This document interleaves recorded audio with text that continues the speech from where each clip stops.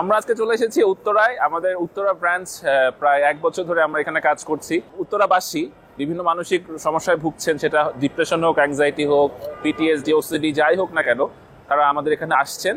আপনারা যদি কেউ থেকে থাকেন যারা এই ধরনের সমস্যায় ভুগছে, তাহলে আমাদের উত্তরা ব্রাঞ্চে আপনারা চলে আসুন। আমরা আজকে দেখবো যে আমরা উত্তরা ব্রাঞ্চে কারা কারা কাজ করছি এবং উত্তরা ব্রাঞ্চটা এক্স্যাক্টলি কোথায়। উত্তরা ব্রাঞ্চে চলে আসলাম, চলো আমরা ভিতরে যাই। আমাদের উত্তরা ব্রাঞ্চে সাইকিয়াট্রিস্ট এবং সাইকোলজিস্ট মিলে আমাদের একটা খুবই প্রফেশনাল মেন্টাল হেলথ টিম আছে। আপনাদের যাদেরই বাসার কাছে, মানে বাসার উত্তরার কাছে বা টঙ্গী, সাভার, আপনারা এখানে যে কোনো সময় সপ্তাহে 6 দিন খোলা থাকে, আপনারা চলে আসতে পারেন। এখন আমরা কথা বলবো আমাদের ক্লিনিক্যাল সাইকোলজিস্ট সাইমুন্নেসা আপার সাথে। সালাম আলাইকুম আপু। আপু, আমরা একটু জানতে চাই যে ওসিডির তো অনেক ক্লায়েন্ট উত্তরা ব্রাঞ্চে এসে থাকে এবং ওসিডির ট্রিটমেন্ট অনেক দীর্ঘমেয়াদী। সো কি ধরনের থেরাপি আপনারা ওসিডি ক্লায়েন্টদের ক্ষেত্রে দিয়ে থাকেন? আমরা মূলত জানি যে ওসিডি হচ্ছে একটা এনজাইটি বেসড ডিসঅর্ডার। তো এখানে অসুস্থ যারা থাকেন, অর্থাৎ পেশেন্ট যারা, অর্থাৎ এই রোগে যারা ভুগছেন, আসলে তারা ভীষণ কষ্টের মধ্যে দিয়ে যান এবং অনেকে জানেনও না যে আসলে এই রোগটার একটা চিকিৎসা আছে। ওসিডিতে মূলত খুব চমৎকার একটা চিকিৎসা ব্যবস্থা আছে, যেখানে আমরা মূলত একটা কম্বাইন্ডলি ওয়ার্ক করি, যেমন সাইকিয়াট্রিস্ট প্লাস সাইকোলজিস্ট। তো যেমন সাইকিয়াট্রিস্ট এখানে কেন দরকার, কারণ এখানে কিছু ইমব্যালেন্স থাকে ব্রেনের, যেখানে হচ্ছে কিছু মেডিসিনেরও প্রয়োজন। তো এবং আরেকটা পার্ট হচ্ছে যে একজন ক্লিনিক্যাল সাইকোলজিস্ট বা সাইকোলজিস্ট যারা ডিল করবেন, সেখানে হচ্ছে তার কিছু কগনিশন বা তার কিছু বিহেভিয়ারের জায়গা থাকে, যেটা নিয়ে উনি এখানে ওয়ার্ক করবেন। তো কম্বাইন্ডলি যখন এই জিনিসটা করা হয় বা ওয়ার্কগুলো করা হয়, তখন এটার একটা ভালো একটা আউটকাম আসে। পেশেন্টরা কি মানে কত সেশন তারা করতে যায়? কারণ আমরা অনেক সময় দেখি যে তারা দ্রুত অধৈর্য হয়ে পড়ে। সো ঠিক কয়টা সেশন করলে সিবিটি এআরপি আপনি ওসিডি মানে পেশেন্টদেরকে মোটামুটি সিমটম ফ্রিতে নিয়ে আসতে পারেন? ওকে, তো এটা মূলত আমি বলবো যে এটা ভ্যারি করে পার্সন টু পার্সন এবং তার সিভিয়ারিটির উপরে, তার ডিজিজটা সিভিয়ারিটিটা কেমন। তো সেক্ষেত্রে আমরা মোটামুটি একটা ইস্যু থাকে যেমন 8 থেকে 12টা সেশন।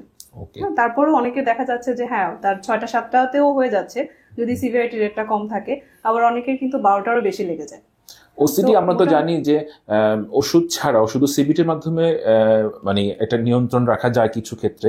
আপনার এক্সপিরিয়েন্সে আপনি মানে এটা কেমন দেখেন যে ওষুধ ছাড়াও কত ভাগ রোগী, আপনার এক্সপিরিয়েন্স, আপনি তো অনেক রোগী দেখেন আর কি, ক্লায়েন্ট দেখে থাকেন, সো কত ভাগ রোগী ওষুধ ছাড়াও আসলে সুস্থ হচ্ছে সিবিটি মারার মাধ্যমে? সিবিটি ইআরপি আসলে দুইটাই অনেক দরকার ওসিডির ক্ষেত্রে। আর আরেকটা বিষয় হচ্ছে যে ভালো হচ্ছে, আমি যেটা ফিল করি আসলে যদি মেডিসিনটার সাথে থাকে, তখন দেখা যায় কি ওনার প্রগনোসিসটা ভালো হয়, অর্থাৎ তার সুস্থতার যে সম্ভাবনা সেটা ভালো থাকে। রিসার্চে বলে যে দুইটা একসাথে করলে বাট অনেকে তো আসলে ওষুধ খেতে চায় না, তখন আমরা শুধু সিবিটিটা নিয়ে চেষ্টা করতে বলি। যেমন ওষুধ নিয়ে তো আসলে অনেক ইস্যু আছে, অনেকে এটা নিয়ে অনেকে মিথ থাকে যে ওষুধ, অনেকগুলো ওষুধ থাকবে, সারা জীবন চলতে থাকবে এরকম। যদিও আমরা জানি মানে ওসিডি রোগটাই ডায়াবেটিস রোগের মতো, কিন্তু কথা হচ্ছে তাদের মেডিসিনের জায়গা, যেটা আমার অবজারভেশন, আমি তো মেডিসিন এক্সপার্ট নই, কিন্তু আমি যেটা দেখি মেডিসিন গুলো দেখা যায় একটা স্টেজে কিন্তু কমেও যায় বা সে একটা ফলো আপে থাকে। যেমন আমরা নর্মালি বলি যে 1.5 থেকে 2 বছর, সে প্রথমে যে আমি ফার্স্টে যেমন বললাম যে 8 থেকে 12টা সেশন তার লাগবে, এবং তারপর হচ্ছে 1.5 থেকে 2 বছর সে একটা অবজারভেশনে থাকবে, অর্থাৎ যেটাকে আমরা বলি ফলো আপ। কোন ধরনের ওসিডি কেস আপনার কাছে বেশি আসে? এটা কি হাত ধোয়ার ওসিডি, নাকি সেক্সুয়াল ওসিডি, না রিলিজিয়াস ওসিডি বা ডাউটের ওসিডি? কোন ধরনের কেস আপনি বেশি পেয়ে থাকেন? খুব বেশি থাকে হচ্ছে ক্লিননেস, অর্থাৎ পরিষ্কার পরিচ্ছন্নতা, হাত ধোয়া, এই জায়গাটা। আরেকটা হচ্ছে কমন যেটা রিলিজিয়াস ওসিডি, এবং তারা ভীষণ সাফার করে। আসলে পেশেন্টের সাথে যখন আমরা কথা বলি, অনেকে এরকমও বলে থাকে যে আসলে এই রোগটা না হয়ে যদি আমার কোনো ফিজিক্যাল ডিজিজ হতো, মানুষ তো বুঝতেও পারতো, কারণ তাকে তো ফ্যামিলি অনেক ব্লেম করে। কারণ দেখা যায় এই মানুষটা তার ফ্যামিলি লাইফে যেটা হয়, তার ছেলে মেয়ে বা তার হাজবেন্ড বা কেউ কারো যদি মানে মেল পার্সন হয়, সে তার রেগুলার রুটিন বা তার কাজকর্ম এগুলো করতে পারে না, এবং তার সাফারিংসটা আসলে সে নিজেকেই আসলে এটা বুঝতে পারে বা কাউকে বোঝানোর কোনো জায়গা থাকে না। সবাই মনে করে তুমি কেন করো, তুমি এটা না করলেও তো পারো। রিলিজিয়াস সোসাইটি তো অনেক সময় অনেক ঝাড়ফুঁক কবিরাজি নিয়ে আসে। তাদেরকে আপনি, যেহেতু আমরা একটা কনজারভেটিভ কান্ট্রি, তাদেরকে আপনি কিভাবে মানে মেসেজটা দেন যে না, আপনি সায়েন্টিফিক ট্রিটমেন্টটাও আসলে করতে হবে? কিভাবে তাদের সাথে আপনি কথা বলেন? অ্যাপ্রোচটা কিরকম হয় আপনার? আচ্ছা, এক্ষেত্রে অ্যাপ্রোচটা হচ্ছে কি, আমরা যেমন সিবিটি প্র্যাকটিস করি, যেটা বললাম, বা অ্যাপ্লাই করি, তো এখানে কিন্তু তার কিছু কন্ডিশন থাকে, তার কিছু চিন্তাধারা থাকে। যেমন অনেকেই এটা বলে যারা রিলিজিয়াস ওসিডিতে ভুগছেন, যেমন হচ্ছে কি আমার এই ডিজিজটা হওয়ার কারণে আমার কাছে মনে হয় এই চিন্তার কারণে আমি আল্লাহর থেকে দূরে সরে যাচ্ছি, মানে এখানে আমার যে মেসেজটা থাকে, একজন যে নাস্তিকতাবাদীতে থাকেন এবং যে হচ্ছে রিলিজিয়াস ওসিডিতে ভোগেন, তারা মনে করে আমি আল্লাহ থেকে সরে যাচ্ছি, কিন্তু এখানে সে কিন্তু একটা গিলটি ফিলিং থাকে, তার মধ্যে অপরাধ বোধ থাকে, কিন্তু যে নাস্তিকতাবাদী থাকে সে কিন্তু থাকে না। তো এই জায়গায় হচ্ছে মেইন মেসেজটা হচ্ছে ওনার যে থটটা, এটা ওনার ভ্যালুজের সাথে কিন্তু এক না। হ্যাঁ, এই জায়গায় উনি অনেকটা রিলিফ ফিল করেন যখন এই বিষয়গুলো আমরা সিবিটি অ্যাপ্লাই করি এবং ওনার সাথে কথা বলতে পারি, বা ওনাকে এটা ওই জায়গায় ওনার ইনসাইটটা ডেভেলপ করতে পারি, তখন উনি অনেকটা রিলিফ ফিল করেন। থ্যাংক ইউ আপনার সময়ের জন্য। আমরা আপনার সুস্থতা কামনা করি, যাতে করে আপনি আরো অনেক ক্লায়েন্টদেরকে হেল্প করতে পারেন। ইনশাআল্লাহ ভাইয়া, ধন্যবাদ। থ্যাংক ইউ আপা। এতক্ষণ আমরা আলোচনা করছিলাম ওসিডি নিয়ে আমাদের ক্লিনিক্যাল সাইকোলজিস্ট সাইমুন্নাসা আপার সাথে। তো উনি উত্তরা ব্রাঞ্চের রেগুলার ক্লায়েন্ট দেখে থাকেন। আপনারা যদি উত্তরা বা তার আশেপাশের জায়গায় আপনাদের বসবাস হয় তাহলে আপনারা, এবং আপনারা যদি ওসিডি রোগে ভুগতে থাকেন তাহলে আপার পরামর্শক্রমে আপনারা ওসিডি নিয়ন্ত্রণে রাখতে পারবেন। এবার আমরা কথা বলবো আমাদের সাইকোলজিস্ট মিথিলা খন্দকার আপুর সাথে। আসসালামু আলাইকুম আপু, কেমন আছেন? আচ্ছা ভাই, আলহামদুলিল্লাহ ভালো আছি। প্লিজ বসুন। আপু, আপনার কাছে কি ধরনের পেশেন্ট উত্তরা ব্রাঞ্চে এসে থাকে? উত্তর ব্রাঞ্চে ভাই শুরু থেকে খেয়াল করছি রেগুলার যেরকম পেশেন্ট সাইকোলজিক্যাল যে ধরনের কেসগুলো আমরা ডিল করে থাকি, সব ধরনের ক্লায়েন্টই আসছেন। বাট মেইনলি বলতে আমার কাছে anxiety disorder, bipolar mood disorder, তারপরে ক্লিনিক্যাল ডিপ্রেশন, রিলেশনশিপ ইস্যুস খুব দেখছি ইদানিং। At the same time teenage কেসও আমি অনেক দেখছি। রিলেশনশিপ ইস্যুসগুলো প্রধানত দেখার কারণ কি? আপনার কি মনে হয় যে সমাজে এখন কিছুটা অস্থিরতা বেড়ে গিয়েছে বা রিলেশনশিপ প্রবলেম হচ্ছে? অবভিয়াসলি এটা অস্বীকার করার কোনো ওয়ে নাই আসলে, কারণ রিলেশনশিপগুলো আসলে স্টেবল না। আমরা তো দায়িত্ববোধের জায়গাতেই সচেতন না আসলে। আমাদের রিলেশনশিপে কতটুকু আমি করব, কতটুকু এক্সপেক্ট করব, ইনপ্র্যাকটিক্যাল কোনো এক্সপেকটেশন করছি কিনা, নিজের কর্তব্যের জায়গাটা ঠিক আছে কিনা, রেসপন্সিবিলিটিটা, ওই মানদণ্ডটা এটা ঠিক নেই। দ্যাটস ওয়াই আমার কাছে মনে হয় যে মানুষ সাফার করছে। যখন একজন রোগী ক্লায়েন্ট এসে থাকেন, যে হয়তো হাজবেন্ড ওয়াইফের একজন এসেছে এবং উনি বলছে যে প্রবলেমটা হয়তো আমার ওয়াইফের বা আমার হাজবেন্ডের, কিন্তু উনি নিজের দায়িত্ব স্বীকার করতে পারছে না, তখন আপনি কিভাবে তার সাথে অ্যাপ্রোচ করেন? এই জায়গাটা চ্যালেঞ্জিং ডেফিনেটলি। বাট আসলে আমরা যখন ব্রেইন গেম খেলতে থাকি তখন তো আমরা কোনো সুরাহা খুঁজে পাবো না, বা আসলে এখান থেকে বেরোতে পারবো না। আমি যেটা করি, একপাক্ষিক কোনো মতামতের উপর ভিত্তি করে কোনো আমার কোনো জাজমেন্ট তো এমনিতে আমরা করতে পারি না, বাট কোনো সলিউশন বা তাকে যে আমি একটা প্রপারলি গাইড করবো সেটাও করা আসলে পসিবল হয় না একজনের কথা শুনে। সো আমি চেষ্টা করি একজন পার্টনার যিনি এসেছেন তার হাজব্যান্ড বা ওয়াইফকেও যদি ইনভাইট করা যায় আমাদের সেশনে, এটা বেটার হয়। এবং দেন একটু দায়িত্ববোধের জায়গাটা, আমরা যদি অ্যাটাক করে কথা বলি যে আপনার তো ভুল, এটা তো আপনার প্রবলেম, তখন কিছু কিছু ওয়ার্ডে তারা খুব অফেন্ডেড ফিল করতে পারেন। বাট দায়িত্ববোধের জায়গা থেকে যদি বলি যে আমরা তো এই জায়গাটাতে ইমপ্রুভ করতে পারি, not problem, not negative words, just but areas of improvement, এভাবে যদি বলি তারা হয়তো অনেকটাই অ্যাকসেপ্ট করেন আর কি। থ্যাংক ইউ আপনার সময়ের জন্য। আবার কথা হবে ইনশাআল্লাহ। এবার আমরা কথা বলবো ডক্টর তাসলিমা মিম, উনি আমাদের উত্তরা ব্রাঞ্চের সাইকিয়াট্রিস্ট। আসসালামু আলাইকুম আপু। আপু, আপনার এখানে তো সিজোফ্রেনিয়া নিশ্চয়ই অনেক পেশেন্ট আসে, তো ওনারা মূলত কি লক্ষণ নিয়ে আসে? আমাদের উত্তরা ব্রাঞ্চে একজন সাইকোলজিস্ট আজাদ ভাই, আমরা তার সাথে আজকে একটু কথা বলবো। আসসালামু আলাইকুম ভাইয়া, কেমন আছেন? তো ভাই, আপনার এখানে কি কি ধরনের পেশেন্ট কি ধরনের পেশেন্ট আপনার কাছে আসে? আচ্ছা, থ্যাংক ইউ ভাইয়া। আমার এখানে প্রধানত এনজাইটি যারা আছে, depression, OCD, drug addiction, device addiction, এই টাইপের রোগী বেশি আমরা পাই আর কি। আচ্ছা, অ্যাডিকশনের রোগীদের আপনারা কি ধরনের ট্রিটমেন্ট দিয়ে থাকেন? মেইনলি ভাইয়া অ্যাডিকশনের জন্য আমরা আসলে তার মোটিভেশনাল কাউন্সিলিংটা করি আগে, যাতে কতটুকু সে এই ব্যাপারে অ্যাওয়ার, এই বিষয়টা কাউন্সিলিং নেওয়ার জন্য। দেন আপনার বিহেভিয়ার যে অ্যাক্টিভেশন এবং মোটিফিকেশন আমরা এই কাউন্সিলিং করি আগে। যখন একদম অ্যাডিকশনের রোগীর একদম কথা শুনতে চায় না, তাই না, তারা ছাড়তে চায় না, ফ্যামিলি নিয়ে আসে, তখন আপনারা কিভাবে তাকে ম্যানেজ করেন? প্রথমত ভাইয়া যে প্রথম যদি ওনাকে আমরা ম্যানেজ করার মতো ডিফিকাল্ট মনে হয়, তো আমরা রেফার করে দিই সাইকিয়াট্রিস্টের কাছে। ওনারা একটা মেডিসিন করে, তার মোটামুটি যে ইনসাইট যখন হয় তখন আমাদের কাজটা করতে সহজ হয়। ডিপ্রেশনের যে ক্লায়েন্টগুলো, তারা কি cognitive behaviour therapy at least 8 to 12 session তারা নিতে চায়, নাকি তারা কাউন্সিলিং অত কমফোর্ট ফিল করে না? এটা ভাইয়া ক্লায়েন্ট টু ক্লায়েন্ট ভ্যারি করে। তো সেক্ষেত্রে যারা মোটামুটি চাচ্ছে যে সুস্থ হওয়ার জন্য, সেক্ষেত্রে তারা মোটামুটি করে 8-10টা সেশন কন্টিনিউ করে। ওকে ভাই, thanks for your time. Thank you ভাইয়া। এখন আমরা কথা বলবো আমাদের উত্তরা ব্রাঞ্চের সাইকোলজিস্ট শাহানা ইসলাম তৃপ্তি আপুর সাথে। সো চলুন। আসসালামু আলাইকুম আপু, কেমন আছেন? আপু, আপনি তো এখানে অনেক ধরনের পেশেন্টের দেখে থাকেন। আমি আপনাকে পার্টিকুলারলি ডিভোর্স নিয়ে বলতে চাই যে এখন প্রচুর ডিভোর্স কেস আমরা দেখছি ঢাকা শহরে, প্রায় প্রতিদিন 41টা ডিভোর্স হচ্ছে। তো আপনার অভিজ্ঞতায় আপনি ডিভোর্স হওয়ার মেইন 3টা কারণ কি মনে করেন আপনার প্রফেশনাল এক্সপার্টাইজ থেকে? আচ্ছা, ডিভোর্সের তো বিভিন্ন কারণ আছে। প্রথম সেটা হচ্ছে যে আসলে আমরা হয়তো অনেকে যারা অ্যাফেয়ারে জড়িয়ে যাচ্ছেন ভাবছেন যে লাভ এট ফার্স্ট সাইট, এটাই হচ্ছে তারা প্রেমে পড়ে যাচ্ছেন, বাট কম্প্যাটিবিলিটির যে ব্যাপার থাকে, দুজনের যে ম্যাচিংয়ের নীতি আদর্শর যে কম্প্যাটিবিলিটি, সেগুলো দেখছেন না। আচ্ছা, এটা একটা গেল। দেন আরেকটা হচ্ছে যে বিয়ের আগে একরকম দেখেছিলেন, বিয়ের পরে চেঞ্জ হয়ে গেছেন উনি, এরকম ভাবছেন। সময় না দেওয়া বা টেনশন না দেওয়া বা ব্যস্ততা, হাজব্যান্ডের বা ওয়াইফের ব্যস্ততা, এরকম একটা ব্যাপার। আসলে আমাদের তো ধৈর্য কম এবং আমাদের তো অপশন অনেক, তো সেক্ষেত্রে পরকীয়া একটা ব্যাপার, এক্সট্রা ম্যারিটাল অ্যাফেয়ার চলে আসছে।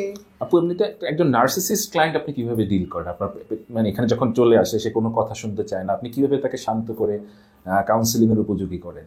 আচ্ছা, আগে প্রথম সেশন যদি এমন হয় তো তখন যে জাস্ট আমরা একটু ইন্ট্রোডিউসড হই, জানি কি করছেন, উনি যেভাবে চাচ্ছেন সেভাবে আমরা করি, যে উনি যতটুকু শেয়ার করতে চাচ্ছেন। কারণ আমাদের কিছু প্রসিডিওর থাকে যে আমরা কিছু ফর্ম ফিল আপ করি, দেন আমরা কিছু সফটওয়্যারে কিছু কোয়েশ্চেনিয়ার সেগুলো করি, হেলথ রেকর্ড রাখি। তো অনেকে নার্সিসিস্ট তো উনি যেটা চাবেন সেটা হতে হবে, তো ওটা চাচ্ছেন না। তো ফার্স্ট দিন দেখা যায় আমাদের যেটা করার থাকে, হয়তো ফার্স্ট দিন সেক্ষেত্রে হেলথ রেকর্ডটা হচ্ছে না, বা আমরা এংজাইটি ডিপ্রেশনের যে মাত্রা মাপার যে ইয়েটা থাকে, টেস্টটা থাকে, সেটাও করতে পারছি না।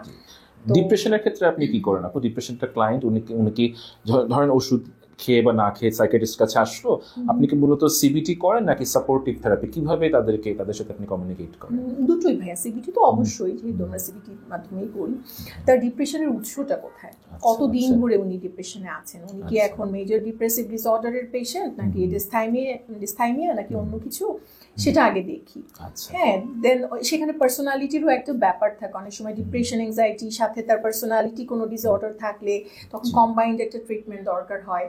বা হয়তো ডিপ্রেশনের পেশেন্ট যা হয়, রেগুলার আসছেন না, একটা দুটো সেশন নিলেন, ভালো হয়ে গেলেন, আবার হয়তো একটা গ্যাপ হলো, বা ওষুধ খাচ্ছেন, হয়তো নিজে থেকে ওষুধটা হয়তো ডোজ চেঞ্জ করে ফেললেন। এরকম হলে তখন দেখা যাচ্ছে যে তাকে কি করে আরেকটু ইনভলভ করা, একটু এক্সারসাইজ করা, ব্রিদিং রিল্যাক্সেশন, দেন তার হচ্ছে মেডিটেশন, এগুলোর মাধ্যমে বা অ্যাক্টিভিটি বাড়ানো। তারপরে দেখা যাচ্ছে যে তাকে আরেকটু ইনভলভ করা, কি করা যায়, বা ওনার মেইন যে কারণটা কেন উনি পারছেন না, রুট কজটা, হ্যাঁ সেটা দেখছি। আর সেক্ষেত্রে দেখা যাচ্ছে যাদের ইনসাইট থাকছে তাদের ক্ষেত্রে ফলটা ভালো পাওয়া যায়। যারা মেনে চলছেন, সেশন নিচ্ছেন বা সাইকিয়াট্রিক যে মেডিসিন থাকছেন সেগুলো ফলো করছেন, বা আমরা যে অ্যাডভাইসগুলো দিচ্ছি, কিছু গ্রুপ থেরাপি আমরা রিকমেন্ড করে থাকি, সেগুলো নিয়ে থাকলে তারা ভালো করছেন। থ্যাংক ইউ আপু, আপনার সময়ের জন্য অনেক ধন্যবাদ। এখন আমরা কথা বলবো আমাদের উত্তর ব্রাঞ্চের সাইকোলজিস্ট জেরিন আক্তার আঁখি আপুর সাথে। আসসালামু আলাইকুম আপু, কেমন আছেন? আলহামদুলিল্লাহ, কেমন আছেন আপু? আপনি তো উত্তর ব্রাঞ্চে কাজ করছেন অনেকদিন হলো, এবং আমরা দেখি যে প্রচুর পেশেন্ট আসে ইনসমনিয়া প্রবলেম নিয়ে। তো কি ধরনের ইনসমনিয়া প্রবলেম তাদের, মানে তাদের প্রেজেন্টেশনটা কেমন হয়, কি বলে তারা আপনাকে এসে?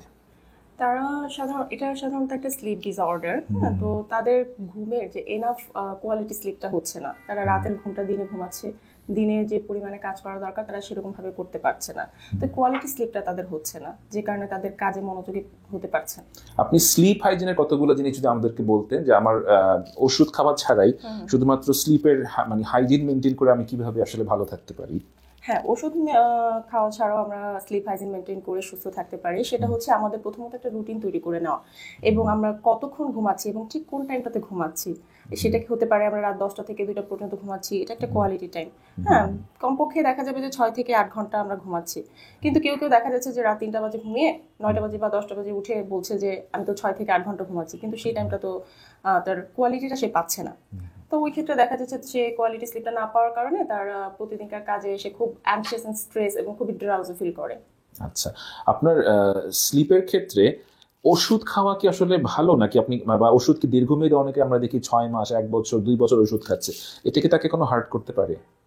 না, ওষুধটা সবসময় যে কাজে লাগে না তা বলবো না, ওষুধটা অবশ্যই উপকারী। হ্যাঁ, কিন্তু দেখা যাচ্ছে আমরা যদি নিজে থেকে ওষুধ খাওয়া ছাড়া স্লিপ হাইজিনটা মেনটেন করতে পারি, তাহলে ওষুধ কেন?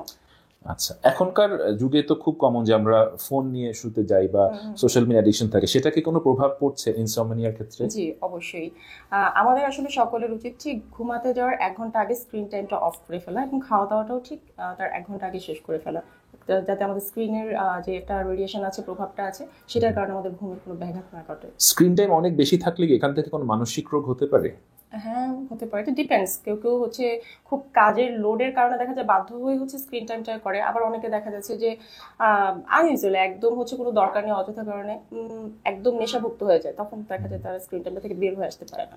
এখন তো দেখা যায় অনেক টিনেজার এসে বলে যে আমার আম্মা আমাকে ফোন দেয় না, সবার ফোন আছে, সো দেখা গেছে 5-6 ঘন্টা তারা ফোন ইউজ করছে, রাত্রে ইউজ করছে। তো আপনি তাদেরকে কিভাবে ডিল করেন, কিভাবে তাদেরকে বোঝান যে হেলদি স্ক্রিন ইউজ, বা এটা আসলে কতটুক একটা মানুষ, একটা 15 বছরের ছেলে বা মেয়েকে আমি হেলদি স্ক্রিন টাইম কিভাবে বুঝাবো? হেলদি স্ক্রিন টাইমটা বোঝাতে পারি প্রথমে তাদের হচ্ছে এই বিষয়টাতে মোটিভেটেড করা, তারা একাডেমিক বিষয়টাতে ঠিক তারা যে স্ক্রিন টাইমটা থেকে বের হয়ে আসতে চায় সেই বিষয়টা আগে এনশিওর হওয়া যে হ্যাঁ আমাকে এরকম কোনো একটা সাজেস্ট করে। তখন তাদেরকে প্রথমে তো খুব ভালো একটা রুটিন করতে বলি, এবং তাদের একাডেমিক টাইমটা, প্রতিদিনকার কাজটা, স্ক্রিন টাইমটাও থাকবে, তার দৈনন্দিন রুটিনের মধ্যে স্ক্রিন টাইমটাও থাকবে, সবকিছু সুন্দরভাবে একটা রুটিন তৈরি করতে বলি। ঠিক কখন কখন হচ্ছে সে স্ক্রিন টাইমটা ব্যবহার করতে পারবে সেটাও বলে দিই। টিনেজে সাধারণত কি সমস্যা নিয়ে আপনার কাছে আসে? তাদের সাধারণত একাডেমিক দিকটাই বেশি প্রবলেম থাকে, বা মা বাবার সাথে যে সম্পর্ক ভালো না, বা বাবা মা সবসময় সারাক্ষণ শুধু চেঁচামেচি করে যে সারাক্ষণ তুমি ফোন চালাও। হ্যাঁ, কিন্তু তাদের একটা অভিযোগ থাকে আমি তো সারাক্ষণ ফোন চালাচ্ছি না, আমি তো পড়ি, হ্যাঁ ফোনের মধ্যেও আমার পড়াশোনা থাকে। তো এই ধরনের অভিযোগটা তাদের থাকে, তো দেখা যায় এ থেকে একটা কনফ্লিক্ট তৈরি হয়। আচ্ছা, তো আপু আপনাকে অনেক ধন্যবাদ। আমরা দোয়া করি আপনি যেন সুস্থ থাকেন এবং আরো অনেক ক্লায়েন্টকে হেল্প করতে পারেন। জি অবশ্যই, থ্যাংক ইউ ভাই আপনাকে এবং দোয়া। আমরা এতক্ষণ কথা বললাম আমাদের উত্তর ব্রাঞ্চের সাইকোলজিস্ট জারিনা আক্তার আখি আপুর সাথে। আপনাদের যদি কোনো টিনেজ ক্লায়েন্ট থাকে যাকে নিয়ে আপনি একটা দ্বন্দ্বে ভুগছেন, বা বাসায় একটা অবস্থা তৈরি হচ্ছে যেখানে আপনার সাথে একটা গ্যাপ তৈরি হচ্ছে, অথবা আপনি যদি ইনসমনিয়ার রোগে ভুগতে থাকেন, অথবা যে কোনো ধরনের স্ট্রেস, ডিপ্রেশন, অ্যাংজাইটিতে ভুগতে থাকেন, তাহলে আপনি আখি আপুর অ্যাপয়েন্টমেন্ট উত্তরা ব্রাঞ্চে পেতে পারেন। সো সবাইকে ধন্যবাদ শোনার জন্য।